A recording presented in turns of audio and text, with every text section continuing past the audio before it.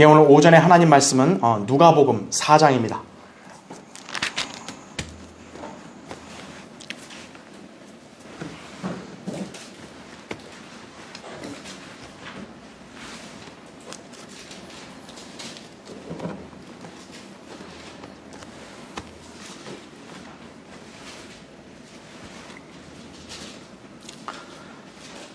누가복음 4장 1절부터 제가 13절까지 받들어 읽겠습니다.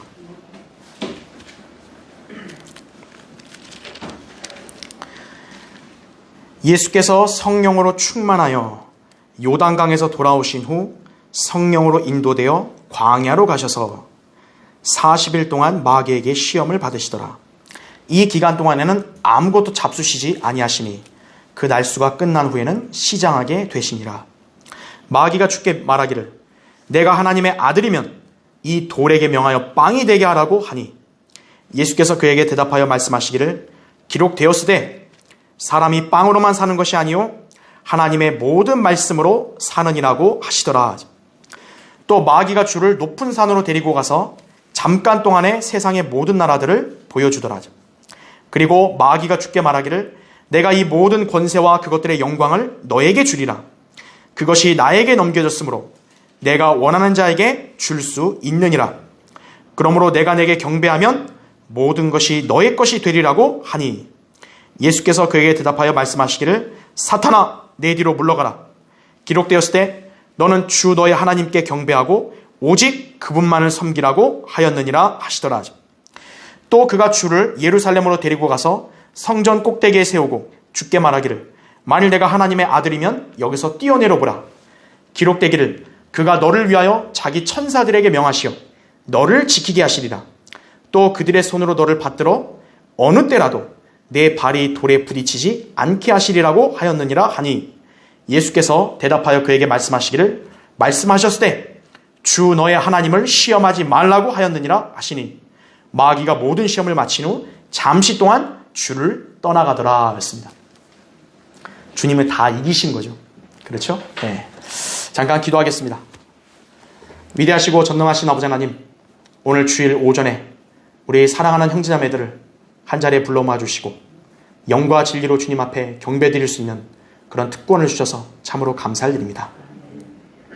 방금 이렇게 봉독한 말씀을 또 이제 제가 이 강단에서 선포하고자 합니다. 저는 아무것도 아닌 존재에 불과합니다. 제 안에 주님이 계시고 또 주님이 제 안에 역사해 주시기 때문에 오늘 저는 이렇게 강단에 서서 말씀을 선포할 수 있다고 확신합니다. 이 시간도 성령님께서 제 안에 충만해 주시고 또 저의 입술을 주장해 주시고 이 말씀에 기름 부어 주셔서 담대하고 능숙하게 이 설교 말씀을 전파할 수 있게 해주시고 우리 성도들의 마음속에 살아 역사할 수 있도록 인도해 주십시오. 오늘 말씀을 통해 우리 성도들이 더욱더 진리의 지식을 많이 깨우치고 배울 수 있게 해주시고 또 도전과 교훈을 받게 하시고 온전히 승리하는 그리스도인의 삶을 사는 계기가 되도록 인도해 주시기 원합니다. 주님, 이 지금 코로나 바이러스의 그런 기세가 좀처럼 꺾이질 않습니다. 주님의 그 강하신 팔로 주님의 사랑하는 우리 성도들을 늘 안전하게 지켜 보호해 주시고 또 신실하게 주님을 섬기며 항상 영과 진리로 경배드리는데 아무런 지장이 없도록 주님께서 이 교회를 늘 강하신 손길로 보호해 주시고 지켜주시기 원합니다. 또 우리 성도들이 주님을 섬기며 이 땅을 살아가는 데 있어서 늘 부족하거나 어려움 당하지 않도록 모든 필요들을 채워주시고 모든 그런 생업을 잘 주관해 주셔서 이 어려운 시국에도 안정된 기조 위에 주님을 섬기는 우리 모두가 되게 해주십시오. 이 시간도 악한 마귀가 어떤 형태로든 틈타거나 방해하지 못하게 막아주시고 주님과 저희들이 온전히 하나 될 수 있도록 이 시간도 역사해 주십시오. 다시 오셔서 저희를 데려가 주실 주 예수 그리스도 이름으로 기도드립니다. 아멘. 그리스도께서 당하신 세 가지 시험, 이런 제목으로 말씀을 전하겠습니다. 세상 사람들은 하나님을 믿는 신앙에 대해 무지합니다. 교회에 다니는 사람들을 곧 그리스도인들이라고 착각하는 것이죠. 그렇지만 그리스도인들은 단순히 교회에 속하면 되는 것이 아닙니다. 예수 그리스도의 복음으로 거듭나 마귀의 진영에서 하나님의 가족으로 들어와야 합니다. 에베소 2장 19절에 이렇게 나오죠. 이 세상의 영적 지대는 기독교 대 타 종교로 나뉘는 것이 아니에요. 하나님의 자녀들과 마귀의 자녀들로 구분되는 것입니다. 따라서 하나님께 속한 성도라면 자신이 붙드는 그런 종교나 선행 등을 자랑하지 말고 구원의 간증으로 하나님의 자녀임을 입증해야 합니다. 자신이 구원받아 그리스도인이 되었다면 무엇보다 이제 그의 삶의 질과 방향 등은 바뀐 것입니다. 전에는 마귀의 자녀였기에 그가 관장하는 이 세상의 그런 제도나 문화 등이 친숙하고 온갖 그런 육신적인 모든 삶이 자연스러웠습니다. 하지만 구원받은 성도는 이제 마귀의 자녀에서 하나님의 자녀로 영적 지위가 바뀌었기 때문에 그에 상응하는 삶의 형태 또 가치관도 함께 변화된 것입니다. 그래서 전에 즐겼던 저 세상과 또 마귀적인 발상, 온갖 가치관, 이제 그리스도인이 되면 그런 것들이 어색해지게 되는 거예요. 오히려 그런 것들로부터 이제 자신을 분리시키게 되는 것입니다. 게다가 그리스도인은 이제 마귀의 공격 표적이 됩니다. 전에는 마귀와 같은 편이었기 때문에 건드리지 않았지만 이제는 성도들은 마귀의 강력한 대적이 되었기 때문에 공격하는 것입니다. 세상 교인들은 어떨까요? 마귀가 건드리질 않아요. 대형교회 직분, 대형교회 신앙생활, 심지어 기도원에 전전하는 것, 새벽 예배 부흥회 금식에 참여하는 것, 마귀는 그것에 안중에도 없습니다. 그들은 어차피 마귀의 편에 서 있고 그들의 삶은 하나님의 말씀과 무관하기 때문입니다. 이에 반해서 구원받고 바른 성경 말씀으로 사는 그리스도인은 마귀에게 있어 치명적인 대적입니다. 그렇기에 마귀는 우리를 공격하여 믿음에서 끌어내리려고 하는 것이요. 그래서 그리스도인들은 늘 정신을 차리고 깨어 있어야 한다 이거죠. 마귀와 세상이 결코 그리스도인들을 성경대로 살도록 내버려 두지 않는 거예요. 마귀는 성도들의 믿음을 파멸시키고 쓰러뜨리기 위해서 갖가지 수법을 쓰면서 성도들을 시험합니다. 현재 그가 관장하는 이 세상에 살고 있는 우리 그리스도인들은 언제라도 세상 가운데서 이 마귀가 주는 시험에 늘 걸릴 수가 있습니다. 이것이 바로 우리의 신앙생활에서 늘 발생하는 영적 전쟁입니다. 마귀는 인간을 다루는 데 있어 베테랑이에요. 그는 모든 인간들 이 각자의 내면에 약점이 뭔지를 훤히 다 꿰뚫고 있는 거예요. 어떻게 하면 저자를 하나님 말씀에서 불순종하게 할까? 어떻게 하면 저 성도라는 사람을 주님에게서 멀어지게 할까? 또 어떻게 하면 그렇게 자랑하고 붙들고 있는 이 믿음의 길에서 이탈하게 할까? 그래서 다시 세상으로 돌아와서 종노릇을 시킬까? 그것을 마귀는 어떻게 건드리면 되는지를 다 알고 공격하는 것입니다. 따라서 인간은 결코 자기의 힘으로 마귀의 시험을 당해낼 재간이 없습니다. 인류 역사에서 마귀의 시험을 이기신 분은 오직 한 분이에요. 바로 예수 그리스도시다. 오늘 본문 예수 그리스도께서 성령의 인도로 광야에 가서 마귀의 시험을 당하신 사건을 기록하고 있습니다. 예수님께서 이 땅에 오셔서 본격적인 사역을 시작하시기에 앞서 먼저 사탄의 시험을 받으셨습니다. 하나님의 아들이 사탄에게 시험을 받는다? 이성적으로 좀 이해가 안 되잖아요. 그러나 하나님의 아들께서도 인자로서 이 땅에 오셨기 때문에 이 시험에서 역시 예외가 되지는 않으셨습니다. 그러나 그분은 유일하게 마귀의 시험을 모두 물리치시어 승리하셨습니다. 이로써 그분은 우리 인간들을 구원할 자격이 되신 것이고 시험을 당하는 우리를 능히 위로해 주실 수 있게 된 것입니다. 히브리서 2장 18절에 그가 이 일에 친히 시험을 받아 고난을 당하셨으므로 시험받는 자들을 능히 도와주실 수 있느니라 이렇게 말씀합니다. 예수 그리스도께서 당하신 세 가지 시험, 인류 역사에서 모든 인간들이 당면할 시험들을 대표한다고 할 수 있습니다. 최초의 인간인 아담과 이브, 이브가 시험을 당했을 때 그 시험은 바로 선과 악의 지식의 나무의 열매를 볼 때 시작된 거죠. 창세기 3장 6절에는 그 나무가 먹음직하고 보기에도 즐겁고 현명하게 할 만큼 탐스러운 나무라고 여김으로써 어때요? 시험에서 패배해버렸죠. 자, 성경은 이에 대해서 세상에 있는 모든 것들이 육신의 정욕, 안목의 정욕, 생의 자랑이라고 요한일서 2장 16절에 그렇게 설명하고 있습니다.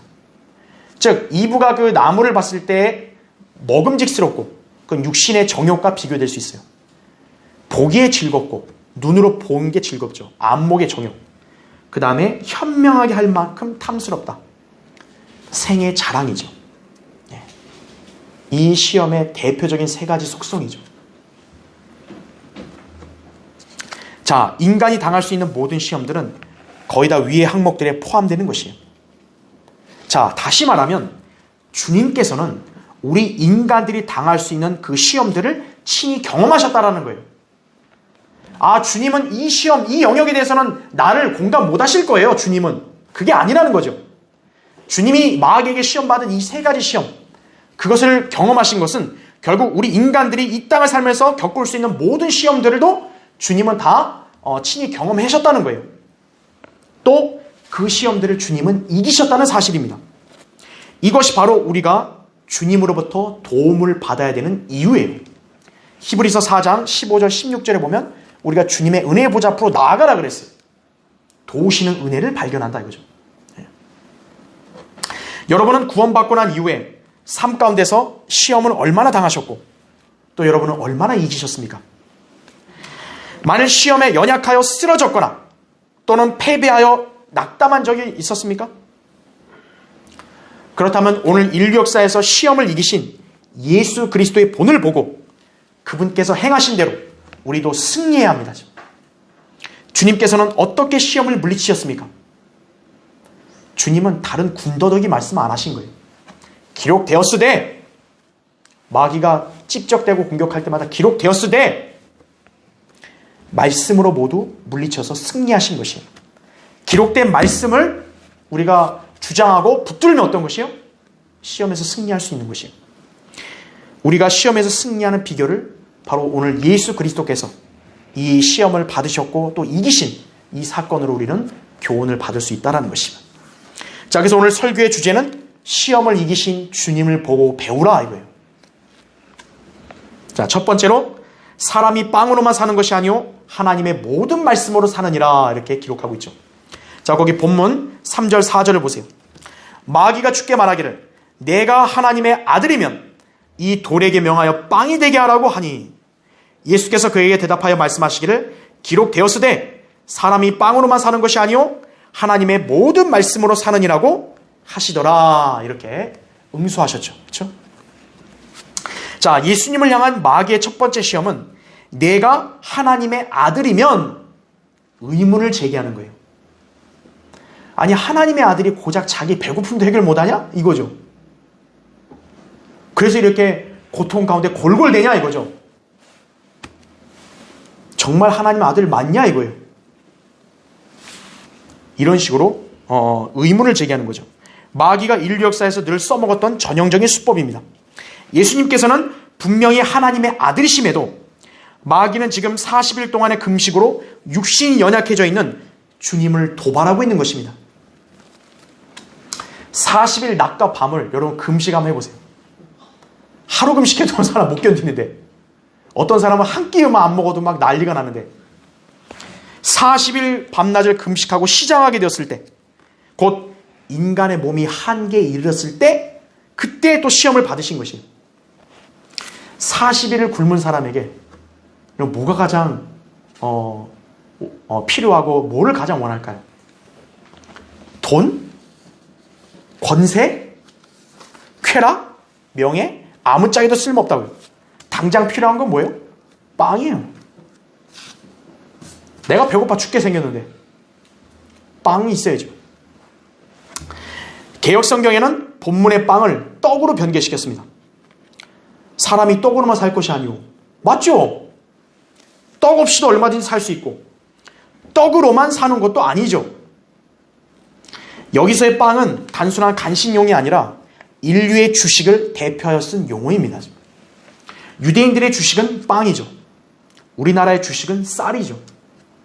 각 나라마다 주식이 다른데 그 인류의 주식을 대표하여 쓰는 말이 바로 빵인 것이에요. 이 나라 교회들이 쓰고 있는 개역 성경은요, 그것도 모르는 엉터리 성경이에요. 그런 성경으로 마귀의 시험을 결단코 이길 수 없어요. 마귀는 40일 동안 굶은 인간의 상태가 어떤지를 알기 때문에 현재 주님의 가장 연약한 곳을 찔렀습니다. 인간의 가장 기본적인 욕구는 식욕이죠. 성경도 사람이 배고프면 한 조각 빵을 위해서도 범죄한다고 잠언 28장 21절에 말씀합니다. 사람 배고프면 도둑질을 하잖아요. 하물며 40일을 금식했으니 그 식욕불만이 얼마나 대단했겠습니까? 마귀는 이 점을 노려서 예수님을 시험했던 것입니다. 하지만 마귀는 하나님의 아들이 어떤 분인지를 알지 못했습니다. 예수 그리스도께서는 단순히 인간들처럼 육신의 정욕에 그런 혹하는 분이 아니세요. 그분은 사람이 빵으로만 사는 것이 아니요 주의 입에서 나오는 모든 말씀으로 사는 것이라는 신명기 8장 3절의 이 말씀을 인용해서 마귀의 시험을 단번에 물리치셨습니다. 주님은 자신의 지혜나 육신의 능력으로 대응하지 않으시고 하나님의 말씀으로 마귀를 패배시키셨습니다. 하나님의 모든 말씀은 절대 진리예요. 이 말씀을 딱 내세웠다면 누구도 거기에 이의를 못 따라요. 누구도 거기에 감히 항변을 못 한다고요. 이것이 우리가 배워야 할 점이다. 그죠? 마귀가 막강하다 할지라도 하나님 말씀에 딱 제시했으면 어때요? 그도 꼼짝 말아요. 예수 그리스도께서는 어떤 분이십니까? 그분은 곧 생명의 빵이시라고. 요한복음 6장 47절부터 51절에 이렇게 나옵니다. 잘 들어보십시오.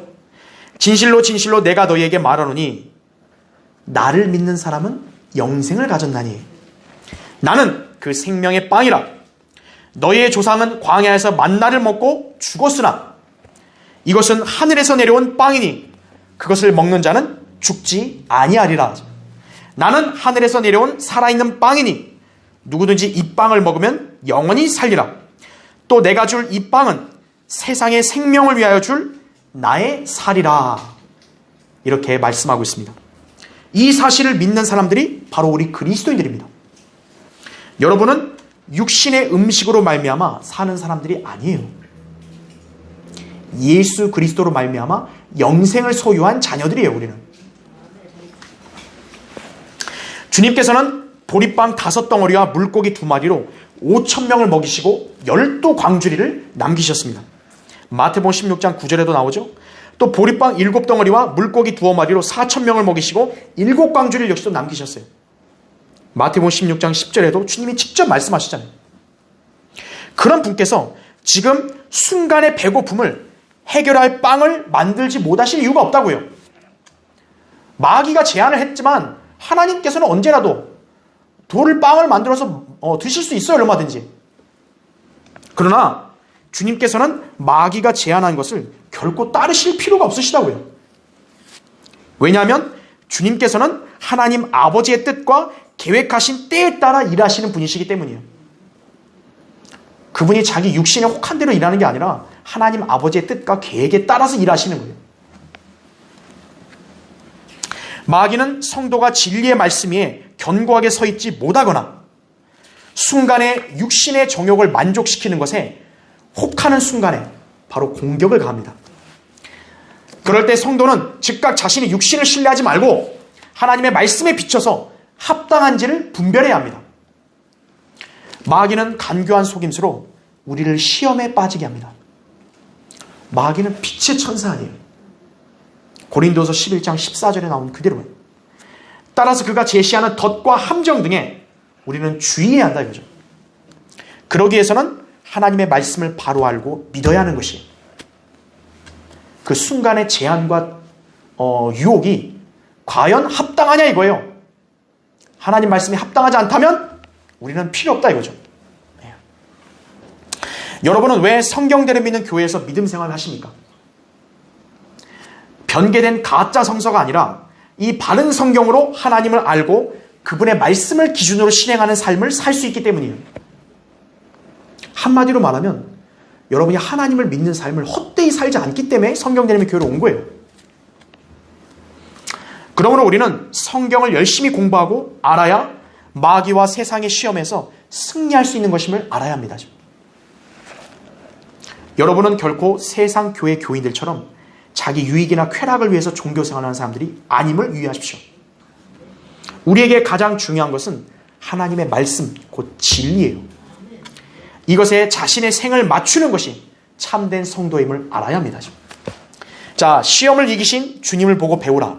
두 번째요, 너는 주 너의 하나님께 경배하고 오직 그분만을 섬기라 그랬어요.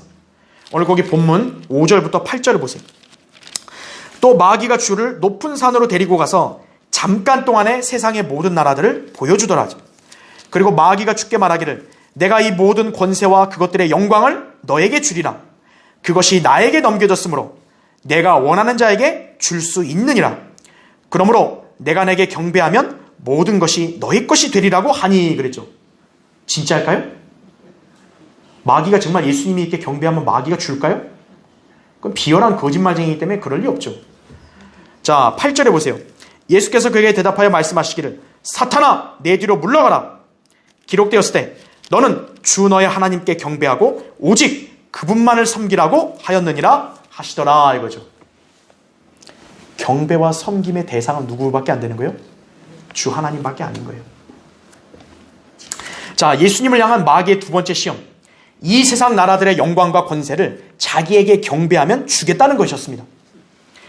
이것이 가능한 이유는 오늘 본문에 나온 대로 그것들이 마귀에게 주어졌기 때문이에요. 성경은 사탄을 이 세상의 저 통치자, 또 이 세상의 신이라고 요한복음 12장 30절이나 고린도서 4장 4절에 말씀하고 있습니다. 물론 세상은 하나님의 것이죠. 그런데 현재 이 세상 제도와 왕국들은 마귀가 관장하고 있는 것입니다. 따라서 이 세상 정치, 경제, 문화, 교육, 사회, 심지어는 종교도 모두 사탄의 주관하에 있습니다. 그러면 사탄과 세상으로부터 딱 구별되어 있는 건 뭐밖에 없는 거예요? 교회밖에 없는 거예요. 교회만이 하나님께 속해 있는 것입니다. 그러다 보니까 마귀는 그런 교회를 사람들이 알지 못하게 하려고 세상 지향적인 유사 교회들을 만들어서 하나님의 계획과 뜻을 늘 무산시키고 있는 것이 바로 이러한 자들이 누구냐면 로마 카톨릭, 그리고 배교한 개신교회들, 그리고 잡동사니 이단 종파들이에요. 마귀의 세력이 막강하다는 증거입니다. 마귀는 자신이 관장하는 이 세상의 모든 나라들을 보여주며 하나님의 아들이신 분께 경배를 놓고 지금 흥정하고 있는 거예요. 인간의 안목으로 판단할 때 아니 세상에 이런 권세와 영광을 준다는데 누가 마다하겠어요? 정치인들이라면 막 침을 흘리면서라도 막 달려들겠죠. 그런데 마귀는 그런 세상을 단지 경배를 받기 위해서라면 언제든 포기할 수 있다는 것을 지금 여기서 시사하고 있는 것입니다. 그의 최고의 야망은 세상 돈을 끌어모으는 거 아니에요. 이미 그가 관장하는데 뭐가 부족하겠어요? 세상 권세? 그가 원하면 또 주잖아요. 그의 최고의 야망은 하나님처럼 되고 싶은 거예요. 자신이 하나님처럼 경배만 받을 수 있다면 세상에 그 모든 거 다 필요 없다 이거죠. 그래서 대환란 때 실제로 그는 예루살렘 성전에 앉아 하나님의 보좌에 앉아 경배를 받게 될 것입니다. 데살로니가서 2장 4절이나 마태복음 24장 15절에 정확히 예언해놨죠. 그렇지만 지금도 마귀는 수많은 인간들로 하여금 경배를 찬탈하여 받고 있습니다. 세상 종교들의 배후에는 마귀가 숨어 있는 거예요. 불상, 돌상, 나무상, 그 뒤에 다 마귀가 있는 거예요. 조상들의 영정사진, 그 뒤에도 마귀가 있는 거예요. 죽은 자들을 위한 제사, 신상 숭배의식, 고린도서 10장 20절에 따르면 모두 마귀에게 제사를 지내는 것이라고 말씀하세요.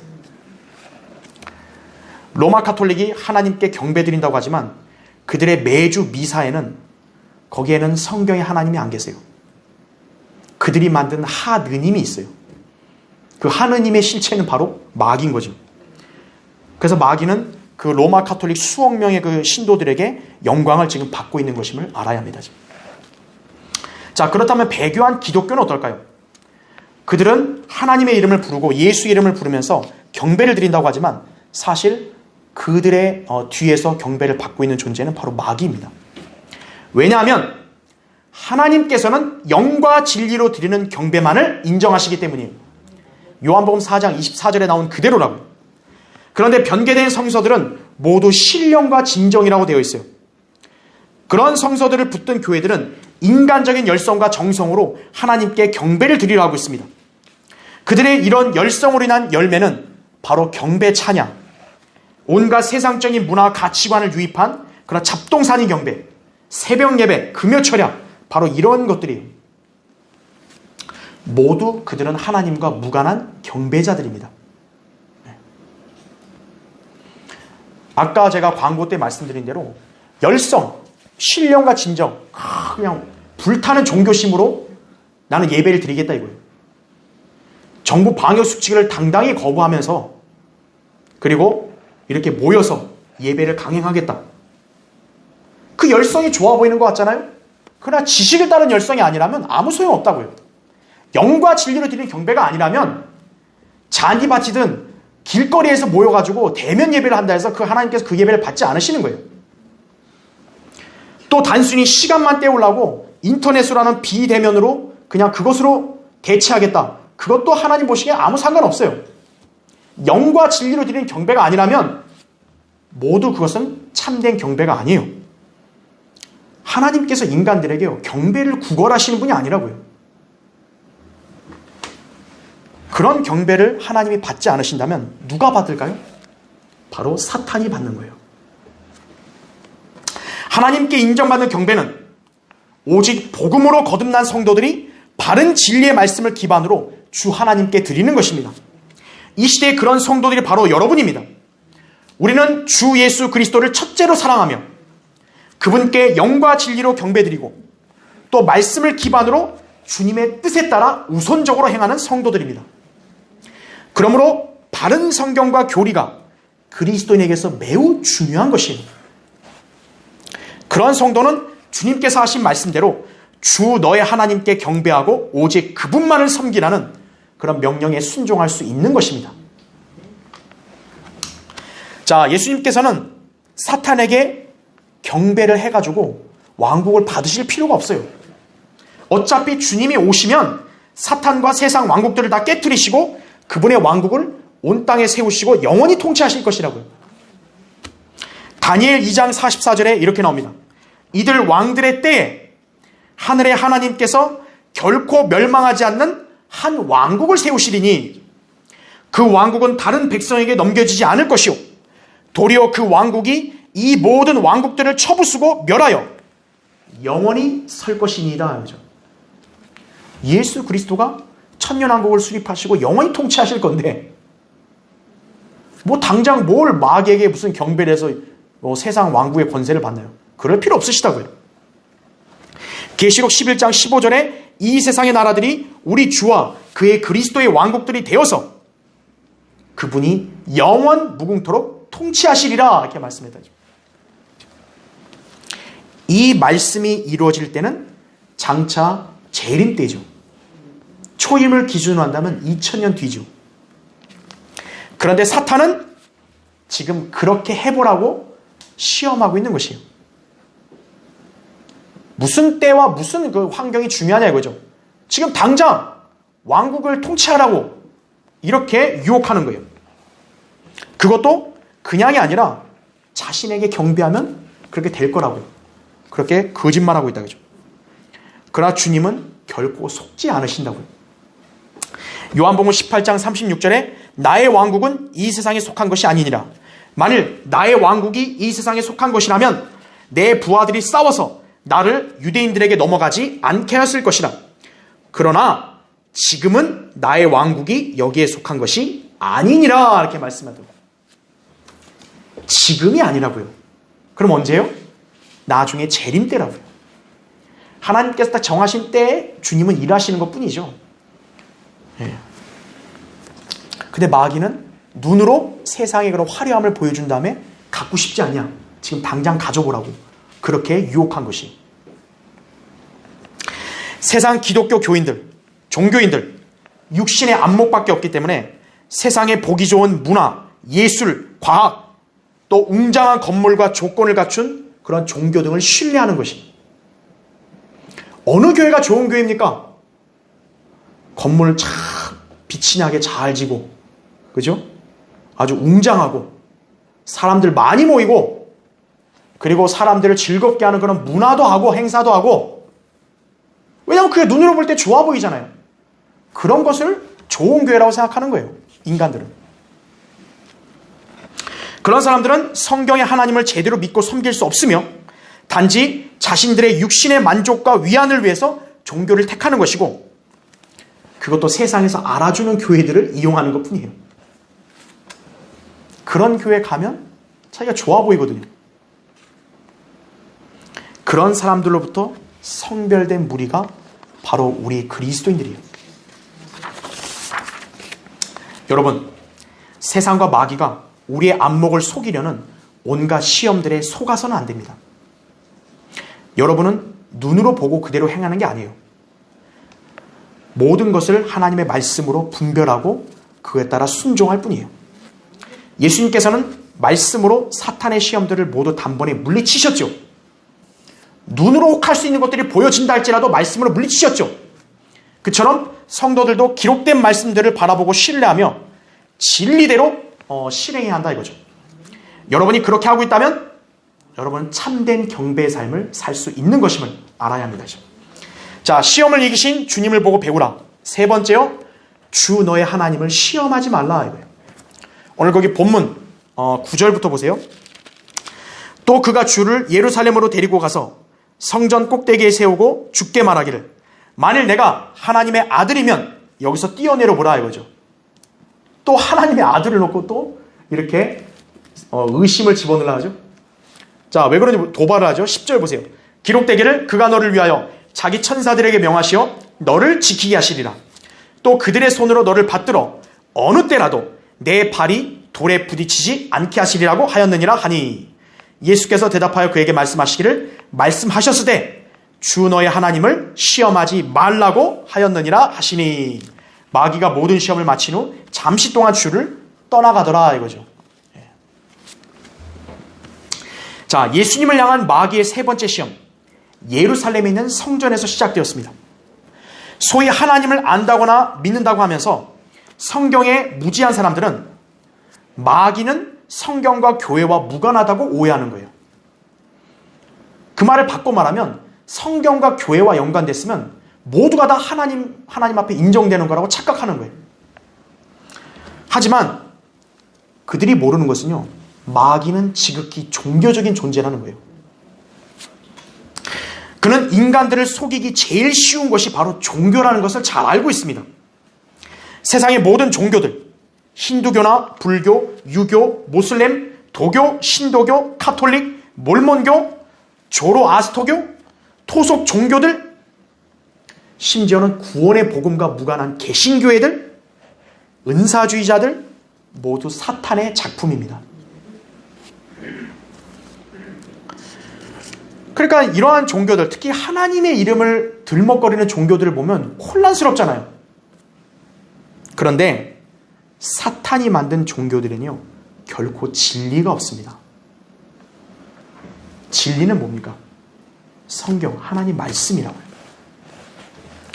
그래서 마귀는 성경을 변개시켜서 비진리를 실행하는 가짜 기독교를 만들어 역시 많은 사람들을 미혹한 것입니다. 그들이 그럴듯하게 성경을 운운하지만 모두 비성경적인 사상들, 또 교단 교리들, 또 인간의 생각들로서 전혀 진리가 아닌 것들이에요, 전부. 그러니까 성경 구절도 이용해요. 그리고 하나님과 예수의 이름도 자주 거론해요. 하지만 그들이 말한 것들은 전혀 진리하고 일치되지 않는다는 거죠. 마귀가 전형적으로 써먹는 또 하나의 수법이 바로 그거예요. 그러니까 성경을 모르면 속임을 당하여 비참하게 되는 것입니다. 마귀는 사람이 높은 곳을 무서워한다는 심리를 잘 알고 있습니다.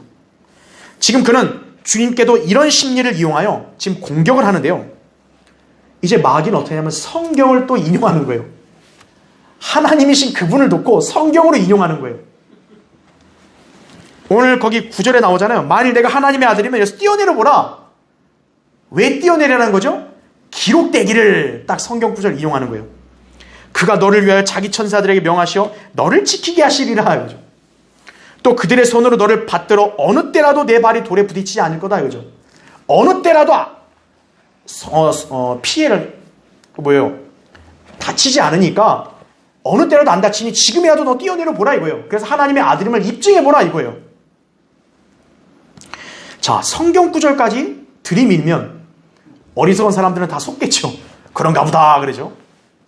그런데 주님은 결코 속지 않으시죠. 자, 사탄은요, 성경을 있는 그대로 인용한다기보다는 성경을 늘 변개시켜서 인용한다는 걸 아셔야 돼요. 자, 잠시 우리 성경 구절 한번 찾겠습니다. 시편 91편 보세요.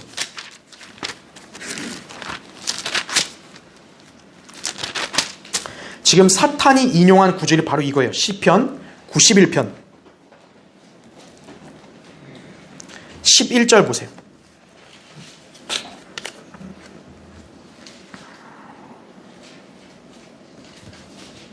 자, 방금 사탄이 인용했던 그 구절하고 이 말씀하고 차이점을 잘 보세요. 시편 91편 11절 보시면, 자, 이는 그가 너에 대하여 자기 천사들에게 명하시어 너의 모든 길에서 너를 지키게 하실 것임이라. 그들이 그들의 손으로 너를 받들어 내 발이 돌에 부딪히지 않게 할 것이라 이거죠. 방금 사탄이 인용했던 말씀과 거의 비슷해 보이는데 여기서 지금 굉장히 중요한 차이가 나옵니다. 자, 이 오늘 지금 시편 읽었을 때 거기 11절에 보니까 자기 천사들에게 명하시오 하면서 뭐라 그래요? 너의 모든 길에서. 자, 하나님께서 너를 지키신다 하실 때 모든 길에서 지킨다 그랬어요. 근데 12절을 보니까 그들의 손으로 너를 받들어 내 발이 돌에 부딪히지 않게 할 것이오. 근데 사탄은 여기다가 뭘 집어넣은 거예요? 어느 때라도를 집어넣은 거예요. 즉 11절에 있는 모든 길에서라는 걸 빼고 대신 뭘 집어넣은 거예요? 어느 때라도 내 발이 돌에 부딪히지 않는다. 엉터리로 인용을 한 거죠. 자, 지금 시편에 있는 이 말씀은요, 재림 때에 있을 예언이에요. 그런데 지금 사탄이 교묘하게 어때요? 이것을 초림 때에 지금 예수님 보고 지금 하라고 유혹하려고 어때요? 성경 구절의 단어를 바꾼 거예요. 모든 길을 빼버리고 뭐예요? 어느 때라도. 아까 시편에는 어느 때란 말이 없죠. 왜죠? 그 말씀은 재림 때에 해당되는 거니까. 다른 때는 해당 안 된다고요. 근데 사탄은 교묘하게 거기다 어느 때라도를 딱 집어넣어서 어때요? 지금도 해당될 수 있으니 한번 해보라고. 자, 예수님께서 이걸 모르실까요? 그래, 주님은 즉각 기록된 말씀으로 물리치신 거예요. 주 너의 하나님을 시험하지 말라 이거예요. 자기의 알량한 지식으로요, 성경 말씀을 자기 마음대로 판단해서 적용하는 사람 있잖아요. 아무렇게나 적용하는 사람. 그런 사람은 하나님을 시험하는 겁니다. 그러니까 자기가 하나님 말씀 제대로 알지 못한다면요, 함부로 그거를 해석하고 함부로 적용하면 안 돼요. 오늘날 이단들이 가짜 성경을 들고 나와 자기들의 사상과 교리를 증명하기 위해 써먹는 성경 구절들은요, 결코 진리가 아닙니다. 그들은 성경을 모르면서 혼미한 구절들로 자기들의 교리를 정립시킨 자들입니다. 그들이 실제 성경 구절 갖고 온 거 보면요, 바울 서신에 대한 어떤 그런 교회 시대에 해당되는 바울 서신의 기록들이 아니라 대부분 다 구약에서, 그것도 아주 애매모호한 구절들만 가지고 오는 거예요. 왜냐하면 그래야 사람들을 속이기 쉽죠. 사람들은 그걸 잘 이해가 잘 안 되니까요. 근데 마치 뭐예요? 자신은 그걸 잘 이해하고 있는 것처럼 가장하고 그 사람들에게 이 구절을 자기 멋대로 떠들면 어때요? 그 사람들은 그냥 깜빡 속는 거죠. 여호와의 증인들, 신천지, 신천지가 비유적으로 얼마나 아주 교묘하게 성경을 갖다 붙이는 거예요. 통일교, 하나님의 교회, 안상홍 그 무리들 다 여기에 해당되는 거예요. 진리에 무지한 자들은 결코 그들을 대항할 능력이 없습니다. 그래서 오늘날 개신교회들은요, 이단들에게 다 쩔쩔매는 거예요. 그 이유가 바로 여기에 있는 것이에요. 개신교회들이 성경을 인용한다. 하지만 올바로 해석하여 가르친 적이 없습니다. 그러다 보니 온통 거짓 교리들로 사람들을 되레 미혹시키고 있는 것이에요. 그런 자들을요, 여호와의 증인들이나 신천지나 안식교나 몰몬교나 하나님의 교회 이단 종파들이 봤을 때요, 아주 시원찮은 거예요. 그러니까 그런 사람들을 상대하기 너무 좋은 거죠. 이단들은 오히려 성경 구절을 더 많이 인용하고요, 그것들을 자기들에게 유리한 대로 그럴싸하게 해석도 너무 잘해요. 마치 진리에 정통하고 영적으로 심도 있는 집단처럼 속이는 것이에요. 다 속겠지만 속지 않는 사람들이 있어요. 바로 성경대로 믿는 우리 그리스도인들이에요. 우리는 안 속죠.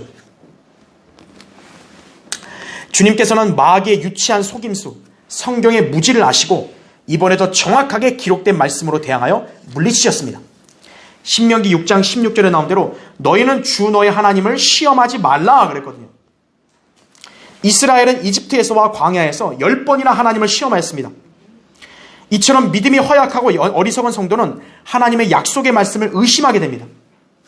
성경대로 믿는 교회에 다닌다고 하면서 정작 바른 하나님의 말씀을 굳게 붙들고 믿음으로 실행해야 되는데, 그렇지 않게 되면 어떻게 되죠? 역시 마귀의 교묘한 속임수에 넘어가는 것이에요. 그런 자들의 특징은요, 자기 생애 자랑만을 추구하는 거예요. 내가 판단하는 게 옳다. 왜냐하면 나는 이러이러한 사람이고 난 이러이러한 일을 했으니까. 배교자들의 특징이 바로 그거예요. 하나님의 말씀을 기록된 대로 그대로 믿고 순종하는 게 아니라 그 위에 자기라는 또 하나의 권위가 있는 거예요. 그거를 자기에게 유리하게 해석해서 적용하는 거예요. 그러니까 그런 사람들이 생애 자랑이 있는 거죠. 하지만 신실한 그리스도인들은 자기를 자랑하지 않죠. 진리, 주 예수 그리스도를 자랑하죠. 고린도서 1장 31절에 나온 대로 자랑한 자는 주를 자랑한다 그랬잖아요. 그렇죠? 여러분이 스스로 성경대로 믿는 그리스도인이라고 한다면 하나님의 말씀을 온전히 믿어야 돼요. 아무렇게나 하나님 말씀을 변개시키고 아무렇게나 자기식으로 해석하고 적용하면 안 된다는 거죠.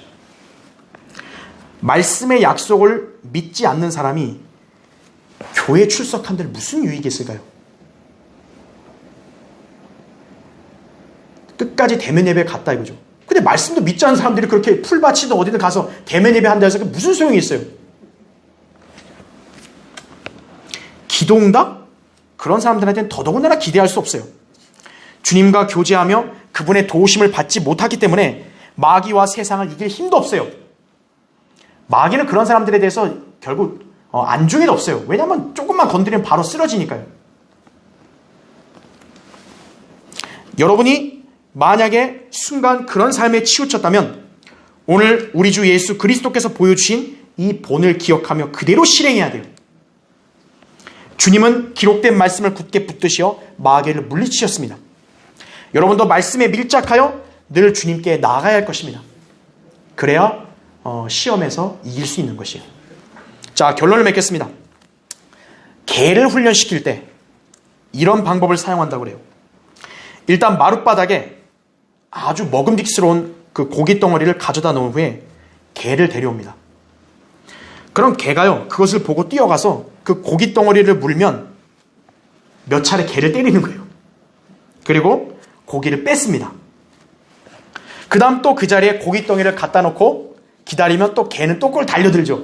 와, 고기다 이거죠. 그때 주인은 안 돼! 하고 명령을 합니다. 그러면 개는 멈칫하고 선다 그래요. 이렇게 여러 번 반복 훈련을 하고 나면 이제는 개의 태도가 달라진다 그래요. 고깃덩이를 갖다 놓으면 예전처럼 달려드는 게 아니라 주인의 얼굴을 개가 쳐다본다 그래요. 주인이 무엇이라고 명령을 하는지, 개는 주인의 명령에 따라 이제 행동할 자세를 취하게 된다고 한다고 그래요. 개를 훈련시키는 방법이 바로 그렇다는 거죠.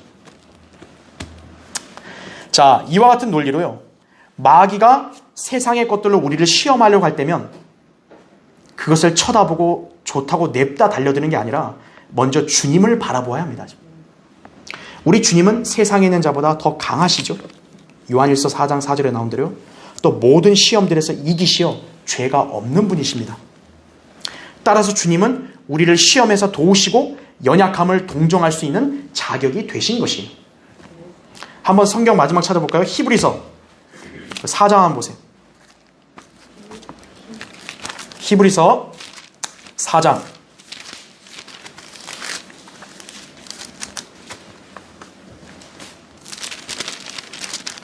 히브리서 4장 거기 14절부터 한번 읽을게요. 우리에게는 위대한 대제사장 곧 하늘들로 올라가신 하나님의 아들 예수께서 계심으로 우리는 우리의 고백을 굳게 붙들어야 하리라. 자, 15절 보세요. 이는 우리의 대제사장은 우리의 연약함을 동정할 수 없는 분이 아니요 모든 점에서 우리와 마찬가지로 시험을 받으셨지만, 이거예요.